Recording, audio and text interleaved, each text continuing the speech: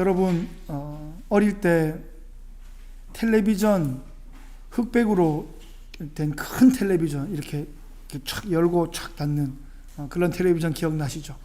저도 어릴 때 집에 네 다리 이렇게 있고 촥 열었다가 촥 닫는 그런 흑백 텔레비전이 있었습니다. MBC와 KBS 1 이 두 채널만 나오는 흑백 텔레비전. 저는 그 창문을 통해서 마징가 Z도 봤고 또 수사반장도 봤고 전원일기도 봤습니다. 조용필도 만났고 송골매도 만났고 그것이 어린 시절 세상을 보는 창이었는데 그 무렵에 서기 2000년이 오면 이라는 노래를 들었습니다. 아마 민혜경이라는 가수가 불렀던 것 같은데 제 9살 기억에 너무 충격적이어가지고 그 노래와 그 몸짓과 그 가사가 남아 있습니다. 서기 2000년이 오면 로켓 타고 별 사이로 여행하고 전쟁도 없고 가난도 없고 우리의 모든 꿈이 이루어진다. 그런 내용이었습니다. 그래서 저는 9살 무렵에 서기 2000년이 되면 나는 장가를 갈 수 있을까 하는 꿈을 품었습니다. 결혼하고 싶은 꿈, 아빠가 되고 싶은 꿈을 그때 품었습니다. 그 꿈이 이루어진 날 2002년 2월 2일입니다.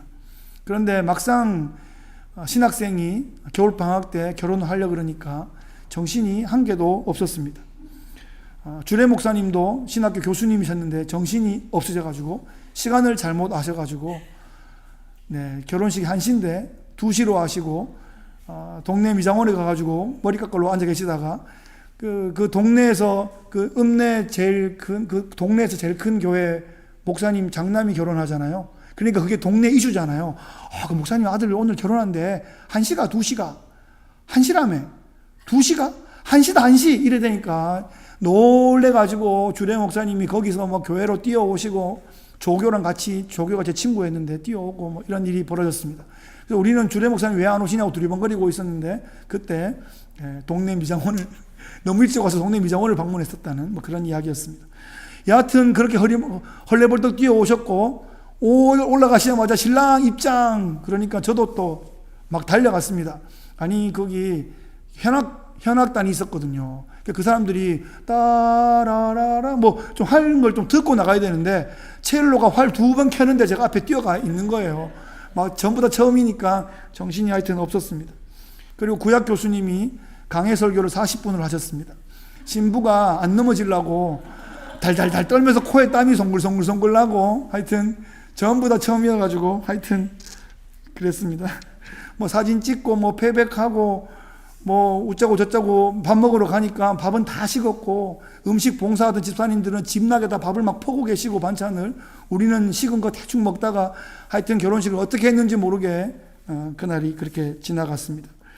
제가 경험한 결혼식은 한국 전통 혼례도 아니고 뭐 또 그렇다고 한국 예식장에서 하는 것도 아니고 한국 예식장에서 하는 폼하고 교회에서 하는 예배하고 이렇게 섞여 있는 그런 폼으로 제가 정리해 봅니다.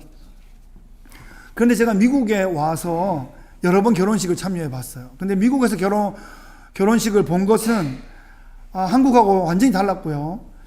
오히려 이 성경에 나오는 이 유대인들의 결혼식을 이해하기에 미국 결혼식이 참 잘 맞는 것이 많았습니다. 제가 경험한 미국 결혼식은 신랑 신부들이 있고 신랑 신부 옆에 들러리가 3명씩 이렇게 있었어요. 똑같은 이렇게 드레스 3명, 또 남자들도 턱시도를 탁 입은 아마 그거를 본인들이 맞췄는지 해줬는지 모르겠어요. 하여튼 그렇게 3명씩 들러리가 딱 서고요. 그 신랑 옆에 신부 옆에 바로 붙어 있는 사람들이 이제 베스트 오브 베스트 프렌드예요. 주머니에 이렇게 반지도 넣어두고 또 이렇게 신랑 신부 이렇게 보조도 해주고 꽃도 잠깐 받아주고 신부 옷 매무시도 만져주고 그런 일들을 했습니다. 결혼식을 마치고 나면 바로 웨딩 리셉션이 있는데 그때 음악이 막 흐르면 들러리들이 먼저 들어오죠. 1번 들러리들이 팔짱을 켜고 막 댄스를 하면서 흥을 북돋으면서 들어옵니다. 그리고 2번, 3번이 들어오고 그러면 이제 1번 신랑 들러리가 그 시간을 좀 주도하면서 오늘의 주인공 신랑 신부가 들어온다고 흥을 막 돋구고 그러면 신랑 신부가 이렇게 절제된 댄스를 하면서 들어옵니다. 그러면 이 신랑 1번 들러리는 신랑 옆에 가서 이렇게 막 이렇게 막 댄스를 추면서 신랑과 신부는 조금 절제하고 있는데 그 들러리가 그렇게 열심히 춤추고 흥을 북돋우고 하는 것을 보았습니다. 결혼은 자기 친구가 하는데 그 들러리가 그렇게 기뻐하고 자랑스러워하고 온 청중들 앞에 또 자기의 친구를 자랑스럽게 소개하고 그렇게 하는 것을 보았습니다. 이런 결혼식 장면을 제가 몇 번 참여하면서 세례 요한이 떠올랐습니다. 예수님을 사람들에게 아주 자랑스럽게, 아주 영광스럽게 그렇게 소개하는 것이 세례 요한의 기쁨이었습니다. 세례 요한은 예수님보다 6개월 먼저 태어나서 조금 먼저 사역을 시작하고 조금 먼저 순교했습니다. 예수님은 세례 요한이 갔던 길을 그대로 따라갔다, 이렇게 보면 되겠습니다. 세례 요한은 불꽃 같은 삶을 살아가면서 의로운 태양이신 예수님을 사람들 앞에, 이 세상 앞에, 그 시대 앞에 드러내는 그런 삶을 살았습니다.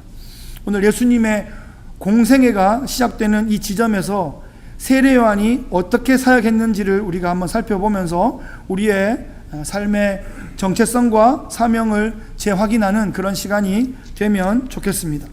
오늘 본문은 마태복음 3장 13절로 17절까지의 말씀입니다. 사실은 3장 1절부터 쭉 오는 말씀이기 때문에 펴두시고 함께 보면 좋겠습니다. 펼 수 있으시면 성경책 마태복음 3장을 펴두시면 그 흐름에 따라 진행하도록 하겠습니다. 첫 번째로 세례 요한은 예수님의 오실 길을 준비한 사람입니다. 사복음서는 예수님의 복음 사역에 대한 특별한 기록입니다. 위인전이 아니라 복음을 드러내는 그런 기록인데요. 그런데 이 사복음서 모두의 특징이 있는데 그것은 본격적인 예수님의 이야기를 기록하기 이전에 사복음서 모두 다 세례 요한의 이야기로 시작했다는 것입니다. 세례 요한을 소개하지 않고는 예수님을 소개할 수 없다는 거죠. 세례 요한이 어떤 인물인지 구약 성경에서 세례 요한을 예언한 부분들이 있습니다. 그 세 부분을 간단히 살펴보겠습니다. 첫째로 세례 요한은 선지자 이사야가 예언한 인물입니다. 선지자 이사야가 광야에서 외치는 자의 소리가 있을 것이다 라고 예언했고요. 그 소리가 하는 사역은 뭐냐 하면 듣는 사람들로 하여금 메시아를 받아들일 마음 길을 준비하는 그 일을 할 것이다. 그 광야에서 외치는 소리가 있을 것이다 라고 예언했습니다. 세례 요한은 광야에서 예수님의 오실 길을 준비한 바로 그 소리였습니다. 둘째로 세례 요한은 엘리야 선지자를 닮은 사람이었습니다. 마태는 세례 요한을 묘사하면서 낙타털 옷을 입고 허리에 가죽띠를 띠고 메뚜기를 먹고 들꿀을 먹는 그런 사람이었다, 이렇게 기록합니다. 그런데 이 모습이 열왕기서에서 우리가 봤던 엘리야의 모습과 외모가 아주 흡사하다는 것이에요. 세례 요한은 자기 스스로도 자신이 엘리야의 사역을 계승한다라는 마음이 확고히 있었는지 그 외모를 엘리야처럼 그렇게 하고 사역을 했습니다. 엘리야가 그 패역한 세대의 그 아합 시대의 왕 앞에서 또 세상 앞에서 담대하게 회개할 것을 증거했던 것처럼 세례 요한도 강력한 회개 메시지를 선포했습니다. 세 번째로 이 세례 요한이 가장 강력하게 예언된 곳이 말라기입니다. 구약의 마지막 성경인 말라기의 4장 5절 이하를 보면 보라, 여호와의 크고 두려운 날이 이르기 전에 내가 선지자 엘리야를 너희에게 보내리니 그가 아비의 마음을 자녀에게로 돌이키게 하고 자녀들의 마음을 그들의 아버지에게로 돌이키게 하리라, 그렇게 기록하고 있습니다. 엘리야가 이 400년간의 침묵을 깨고 엘리야가 나타날 것이고 그가 메시아의 오실 길을 예비할 것이고 그가 아버지의 마음을 자녀에게로, 자녀들의 마음을 아버지에게로 돌이키게 하는, 아버지와 자녀들 사이에 깨어져 있는 그 길을 평탄케 하고 그 마음 길을 내게 하는 그 사역을 할 것이다 라는 예언을 했다는 것입니다. 이것이 바로 구약에서 예언했던 그 세례 요한의 사역이고, 세례 요한이 이 예언들을 성취하면서 예수님 6개월 전에 태어났던 것입니다. 그렇게 6개월 전에 먼저 태어나서 태중에 있을 때 엘리사벳과 마리아가 만났죠. 그래서 태중에서 막 세례 요한이 메시아 아기의 옴을 보고 복중에서 성령 충만하여 기뻐했다, 그런 말씀이 나오고 있죠. 그리고 사람들에게, 오늘 이 장면이에요, 사람들에게 예수님을 소개해서 예수님이 본격적인 공생애를, 그 전에 30년의 사생애 개인적인 삶을 사시고 이제 공적으로 복음 사역을 시작하시는 공생애를 시작하는 길을 세례 요한이 깔아드린 것입니다. 그리고 예수님께서 1년차는 나사렛과 요단을 왔다 갔다 하시면서 준비기를 가지셨고, 2년차가 갈릴리의 가버나움이라는 곳에서 아주 폭발적인 전성기를 가지셨고, 셋째 해가 예루살렘으로 내려가셔서 이제 순환기를 겪으시면서 십자가에 서시는 그런 단계입니다. 여러분, 기본적으로 나사렛 중심의 준비기, 또 가버나움 중심의 전성기, 예루살렘 중심의 순환기, 이렇게 보시면 예수님의 3년차의 공생애가 잘 정리될 것입니다. 그런데 예수님이 마지막 순환기를 가시기 직전에 세례 요한이 헤롯 안티파스에게 목이 잘려 순교를 합니다. 그래서 세례 요한이 모든 사역도 그랬고 마지막 순교도 예수님 앞서 순교하는 길을 예표했던 그런 인물이었습니다. 그리고 또 하나, 여러분 머릿속에 이스라엘 지도가 좀 떠오르신다면 맨 북쪽에 갈릴리 호수와 갈릴리 지역이 있고, 중간에 사마리아 땅이 있고, 맨 아래쪽에 유다 지역이 있습니다. 유다 지역의 오른쪽에는 사해 바다가 있죠. 그 예루살렘과 사해 바다 그 사이가 유대 광야예요. 그리고 좀 위가 요단강 끝자락이고. 그러니까 세례 요한이 어디서 사역했게요? 세례 요한은 남유다의 그 예루살렘 오른편에 있는 남쪽 요단강에서 사역을 했거든요. 거기가 요단 나루턱인데, 그 요단 나루턱이 왜 중요하냐? 왜 중요하냐 하면, 제가 이 얘기를 한번 드렸어요. 남유다에 있던 사람들을 갈릴리로 집단 이주를 시켰고, 그러니까 예루살렘 성전을 왔다 갔다 하려고 그러면 갈릴리에 있는 사람들이 사마리아 땅으로 오지 않고 오른쪽으로 해서 요단강을 계속 건넜어요. 그러니까 요단 나루턱을 지키고 있으면 갈릴리 사람들을 만날 수 있는 거죠. 그래서 그 사람들에게 세례를 베풀어서 그 마음길을 열어 놓았고, 예수님은 사역의 90% 이상은 어디서 했죠? 예수님은 갈릴리에서 했죠. 저는 그게 예전에는 조금 궁금했어요. 그런데 이제는 이해해요. 갈릴리에서 사역할 때 그것이 이 남쪽 요단강에서 그 나루턱에서 마음문을 열었던 갈릴리 사람들이 예수님의 복음을 받고 마음을 열고, 그렇게 예수님의 갈릴리 사역의 전성기를 함께 누려갔던 것입니다. 그렇게 세례 요한은 예수님의 모든 사역을 그렇게 예비하고 길을 깔아드리는 사역을 했습니다. 두 번째로 세례 요한은 회개의 세례를 베풀었습니다. 여러분, 회개의 세례라는 용어를 잘 기억하시기 바랍니다. 이 회개의 세례가 바로 요한이 메시아를 향한 마음 길을 준비시킨 그 방법이었습니다. 세례 요한의 메시지를 딱 하나로 요약하자면 이것입니다. 회개하라, 천국이 가까이 왔느니라 하는 것입니다. 회개하라, 천국이 가까이 왔느니라.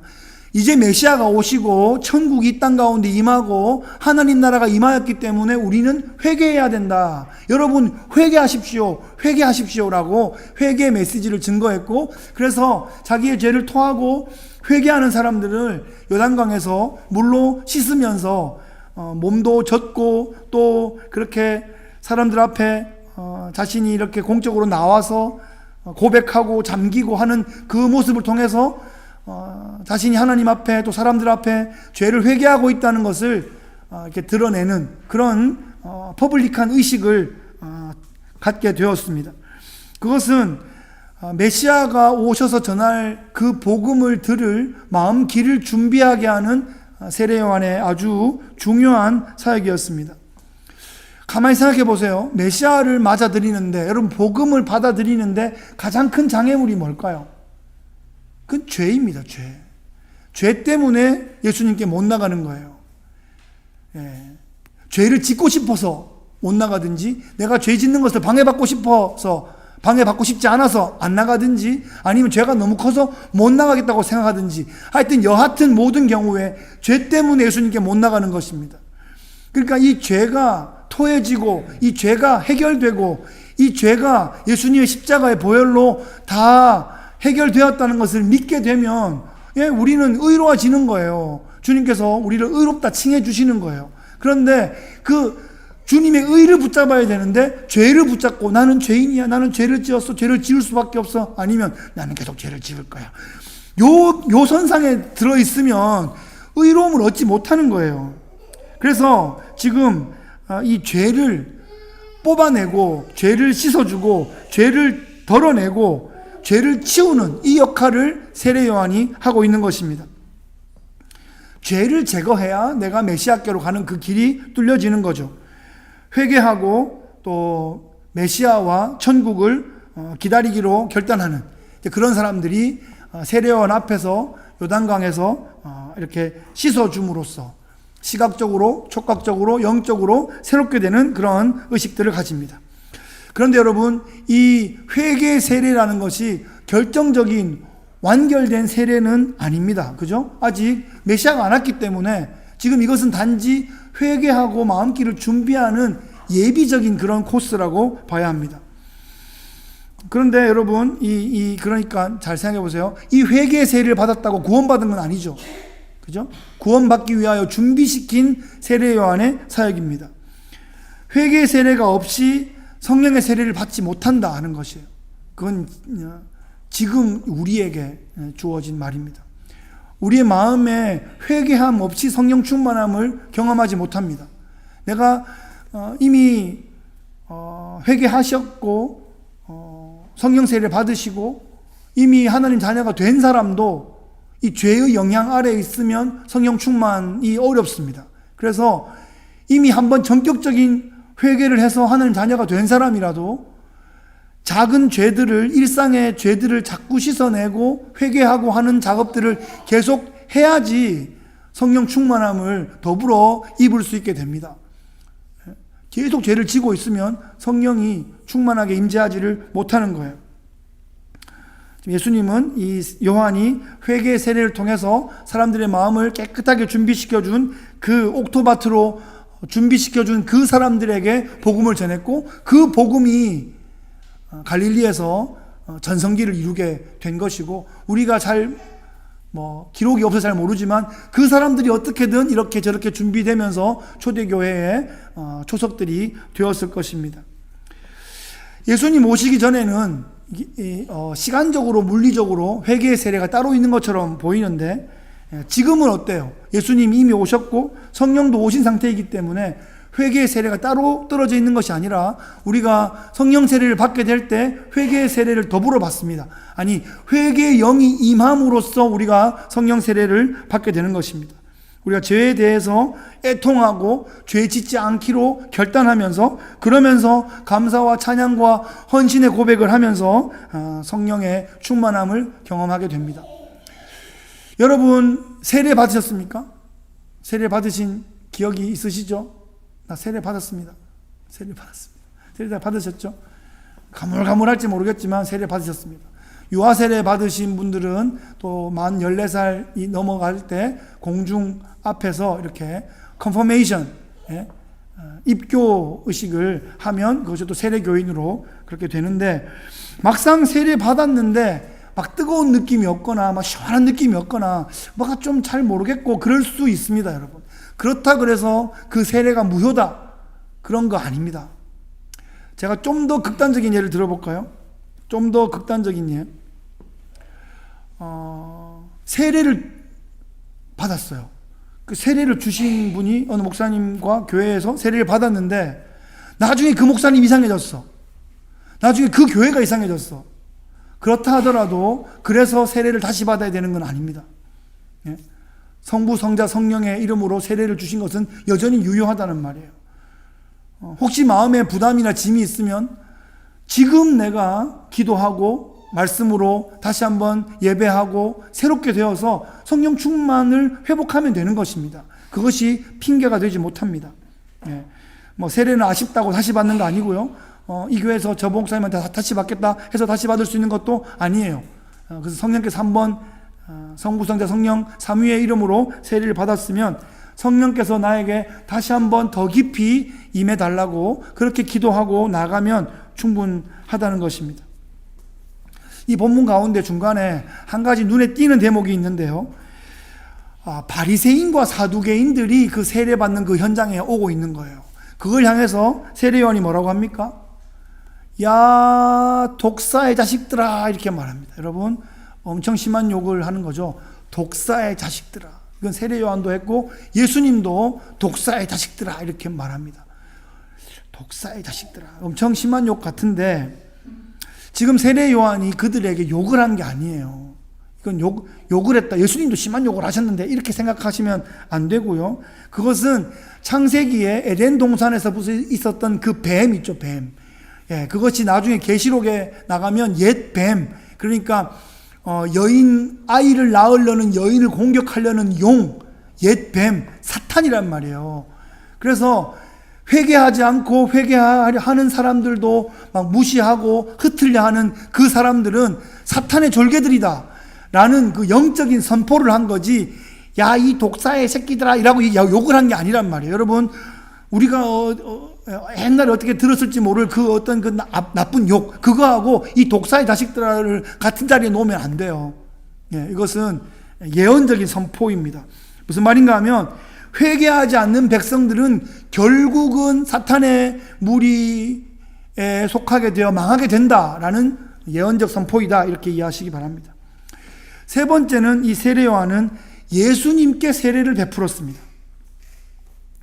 세례요한이 회개를 선포하고 세례요한이 회개로 나오고자 하는 사람들에게 회개의 세례를 베풀었는데 가장 중요한 장면은 이 세례요한이 예수님께 세례를 베풀었다는 것입니다. 사실 세례요한도 이것은 상상하지 못했어요. 요한이 이 베다니 근처 요단 나루턱에서 회개의 메시지를 전하고 회개의 세례를 베풀고 있는데 예수님께서 나사렛에서 요단으로 예고 없이 툭 하고 나타나셨어요. 요한은 그 당시에 유명한 사람이었어요.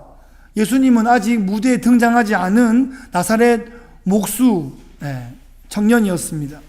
바로 그때 예수님께서 요한에게 나와서 나에게 세례를 베풀어라 이렇게 말합니다. 요한이 깜짝 놀라서, 요한은 지금 예수님을 알아보고 있죠. 예수님, 주님, 제가 주님께 세례를 받아야 할 터인데 어찌 주님께서 제게로 오십니까? 라고 세례요한이 찐 놀랐습니다. 예, 요한의 세례는 회개의 세례였는데 예수님은 무죄한 분이시기 때문에 회개할 필요가 없으신 거예요. 예수님한테 죄를 토하라 그러고 물로 씻고 하는 게 이게 너무 사실은 말이 안 되는 거잖아요. 그런데 예수님은 이렇게 말합니다. 이제 허락하라. 우리가 이와 같이 하여 모든 의를 이루는 것이 합당하니라. 이 모든 의를 이룬다는 말이 무슨 말일까요? 예수님은 지금 성육신하신 하나님, 성자 하나님으로 이 땅에 와 계십니다. 예수님은 당신께서 세례를 베푸시는 분이십니다. 그런데 지금 죄인의 모습으로 세례를 받는 자리에 들어가고자 하십니다. 그것이 하나님의 의로우신 섭리다라고 말하고 있는 거예요. 자, 지금 예수님은 본인은 죄가 없으시지만 죄를 씻으시는 회개의 자리에 들어가기를 원하시고 또 본인이 세례를 받으시겠다고 하십니다. 이것은 어떤 의미냐? 우리가 회개해야 하고 우리가 회개의 세례를 받아야 하는 것을 모범적으로 보여주시는 거죠. 그것과 함께 사실 더 깊은 의미가 있습니다. 여러분, 우리가 얼마 전에 레위기를 지내왔는데 속죄제를 드릴 때 어떻게 하죠? 죄인이 자기 양을, 흠없는 양을 데리고 와서 그 양에게 누가 안수해요? 제사장이 안수하는 게 아니라 끌고 온 죄인이 그 양에게 안수합니다. 그러면 나에 있는 죄가 이 양에게로 전가가 돼요. 그리고 누가 이 양을 죽여요? 데리고 온 사람, 안수한 사람, 그 사람이 죽여요. 그리고 난 다음에 이것을 갓뜨고 벌리고 씻고 태우고 하는 것은 제사장이 한단 말이에요. 그래서 이 지금 세례 받는다 하는 것이 마치 이 속죄 제물인 어린 양이, 흠없는 양이 와서 그 죄를 전가받는 그런 의식과 닮았어요. 그래서 세례요한이 말하죠. 요한복음에서 보라, 세상 죄를 지고 가는 하나님의 어린 양이로다, 그렇게 말한단 말이에요. 예수님이 모든 죄를 다 지신 하나님의 어린 양으로 속죄 제물로 앞으로 장차 십자가의 제단 위에 속죄 제물이 되어 주실 것이다 라는 예언적인 선포를 요한이 했던 것입니다. 예수님께서 요한으로부터 세례를 받으시고 물 위에 올라오실 때 어떤 일이 벌어졌나? 하늘이 열리고 하나님의 성령이 비둘기처럼 예수님 머리 위에 임하였습니다. 이 장면 기억하세요. 굉장히 특별한 장면입니다. 하늘에서는 성부 하나님께서 음성으로 임재하시고요. 이는 내 사랑하는 아들이요 내 기뻐하는 자라 말씀하시고, 성령께서 지금 성자 예수님 머리 위에 비둘기처럼 임재해 계십니다. 삼위 하나님이 수직으로 이렇게 성부, 성령, 성자께서 서 계신 굉장히 특별한 장면을 우리가 봅니다. 신학자들은 이 장면을 예수님의 메시아 대관식이다 이렇게 표현하기도 합니다. 세례 요한은 예수님의 메시아 사역이 온 세상 앞에서 공식적으로 출발하는 데 있어서 굉장히 중요한, 마치 베스트 프렌드가 들러리가 이 신랑을 청중 앞에 소개하는 것처럼 온 세상 앞에 그 들러리의 기쁨으로 이 신랑을 소개하고 있는 바로 그런 모습입니다. 말씀을 정리하겠습니다. 오늘 말씀의 제목은 예수를 이 시대에 드러내라 하는 것입니다. 물론 모든 말씀의 핵심에는 예수님이 계시죠. 그런데 오늘 이 포인트에서는 세례 요한의 입장에서 우리 예수님을 이 시대에 드러내자 하는 그런 말씀으로 함께 이해해 보겠습니다. 세례 요한은 제사장 가문에서 특별한 출생을 했고 나름 유명한 그런 사람이었습니다. 어린 시절부터 주목받았고 율법과 경건의 훈련을 잘 받았습니다. 그리고 비범한 능력을 가졌습니다. 많은 사람들이 세례 요한의 사역에 감복하였고, 사람들은 세례 요한이 메시아일 수도 있다 이런 마음들을 품었습니다. 그런데 세례 요한은 자신의 자리를 확실하게 알았습니다.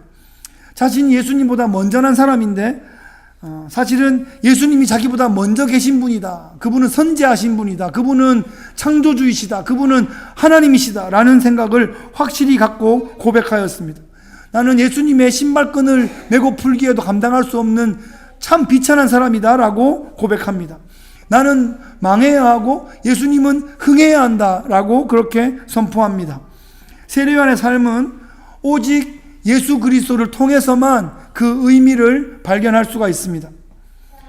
예수 그리스도를 이 시대 가운데 드러내는 것, 그것이 바로 세례 요한의 사명이었습니다. 여러분, 우리는 언젠가 누군가로부터 예수님에 대해서 듣게 되었습니다. 복음을 듣게 되었습니다. 그러면서 우리가 은혜를 입게 되었고 회개하고 복음을 믿고 하나님 자녀가 되었습니다. 이제 우리는 이 땅 가운데서 거듭난 하나님 백성의 삶을 살게 되었습니다. 우리는 또 언젠가 직접 예수님을 뵙게 될 것입니다. 그때까지 우리는 어떤 마음으로, 어떤 목적으로, 어떤 비전으로 이 땅을 살아가야 될까요?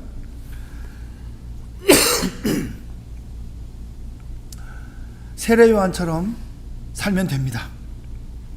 자신의 삶을 불꽃처럼 태워서 의로운 태양이신 예수님을 소개하는 그런 삶을 살면 됩니다. 자신은 낮추고 예수님은 높이는 그런 삶을 살면 됩니다. 예수님의 다시 오실 길을 예비하고 준비하는 그런 오늘날의 세례 요한 같은 삶을 살면 되는 것입니다. 복음을 전하고 복음적 삶을 살고 복음적 공동체를 함께 세워나가면 됩니다. 여러분, 예수님 언제 오실까요? 사실 예수님 언제 오셔도 돼요. 모든 조건은 사실 다 갖춰진 거예요. 우리가 막 계산해가지고 언제쯤 오시라고 말한다고 그때 오시는 게 아니고, 사실 하나님 마음 먹으면 언제나 오실 수 있는 모든 조건이 지금은 되어 있습니다. 그런데 왜 조금 더 시간을 주실까요? 우리에게 좀 더 복음적 삶을, 복음적 사명을 감당할 수 있는 기회를 조금 더 주시는 겁니다. 좀 더 사랑할 기회, 좀 더 섬길 기회를 주시는 겁니다. 이런 양 한 마리라도 더 찾을 수 있는 그 기회를 주시는 겁니다.